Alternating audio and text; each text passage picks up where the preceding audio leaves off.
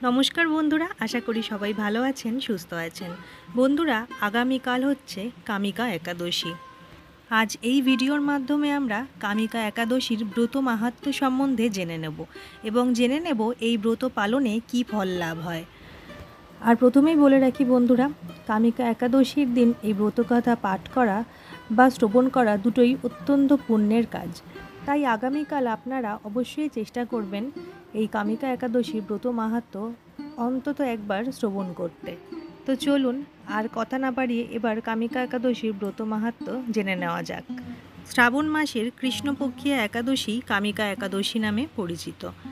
যুধিষ্ঠির মহারাজ শ্রীকৃষ্ণকে বললেন, হে গোবিন্দ, হে বাসুদেব, শ্রাবণ মাসের কৃষ্ণপক্ষের একাদশীর নাম এবং মাহাত্ম্য সবিস্তারে আমার কাছে বর্ণনা করুন। তা শুনতে আমি অত্যন্ত কৌতূহলী। তার উত্তরে ভগবান শ্রীকৃষ্ণ বললেন, হে রাজন, পূর্বে দেবর্ষি নারদ প্রজাপতি ব্রহ্মাকে এই প্রশ্ন করলে তিনি যে উত্তর প্রদান করেছিলেন আমি এখন সেই কথাই বলছি। আপনি মনোযোগ সহকারে তা শ্রবণ করুন। এক সময় ব্রহ্মার কাছে ভক্তশ্রেষ্ঠ নারদ জিজ্ঞাসা করলেন, হে ভগবান, শ্রাবণ মাসের কৃষ্ণপক্ষে একাদশীর নাম কি? এর আরাধ্য দেবতা কে? সেই ব্রতের বিধিই বা কী? এবং এই ব্রতের ফলে কি পুণ্য লাভ হয় তা সবিশেষ জানতে ইচ্ছা করে। আপনি কৃপা করে আমাকে তা জানালে আমার জীবন ধন্য হবে। শ্রী নারদের কথা শুনে ব্রহ্মা অত্যন্ত সন্তুষ্ট হলেন। তিনি বললেন, হে বৎস, জগৎ জীবের মঙ্গলের জন্য আমি তোমার প্রশ্নের যথাযথ উত্তর দিচ্ছি, তুমি তা শ্রবণ করো। শ্রাবণ মাসের কৃষ্ণপক্ষীয় একাদশী কামিকা নামে জগতে প্রসিদ্ধা। এই একাদশীর মাহাত্ম্য শ্রবণে বাজপেয় যজ্ঞের ফল লাভ হয়। ভগবান শ্রীহরির পূজা অর্চনা অপরিমিত পূর্ণ ফল প্রদান করে। গঙ্গা, গোদাবরী, কাশী, নৈমিষারণ্য, পুষ্কর ইত্যাদি তীর্থ দর্শনের সমস্ত ফল একমাত্র কৃষ্ণ পূজার মাধ্যমে কোটি গুণ লাভ করা যায়।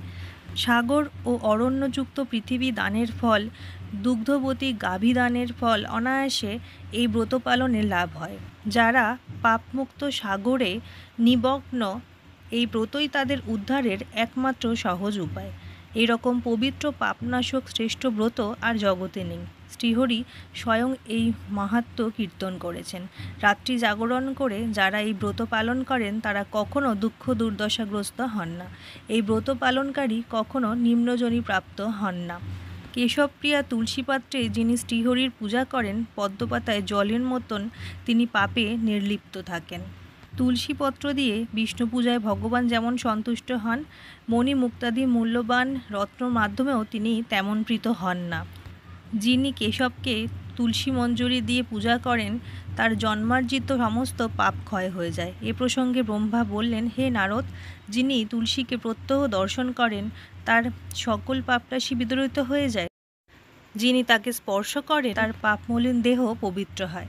তাকে প্রণাম করলে সমস্ত রোগ দূর হয়। তাকে জলসিঞ্চন করলে যমও তার কাছে আসতে ভয় পান। তাই হে কৃষ্ণভক্তি প্রদায়িনী, তোমায় প্রণাম করি। যে ব্যক্তি হরিবাসরে ভগবানের সামনে দীপদান করেন, চিত্রগুপ্তও তার পুণ্যের সংখ্যা হিসাব করতে পারে না। তার পিতৃপুরুষেরাও পরম তৃপ্তি লাভ করেন।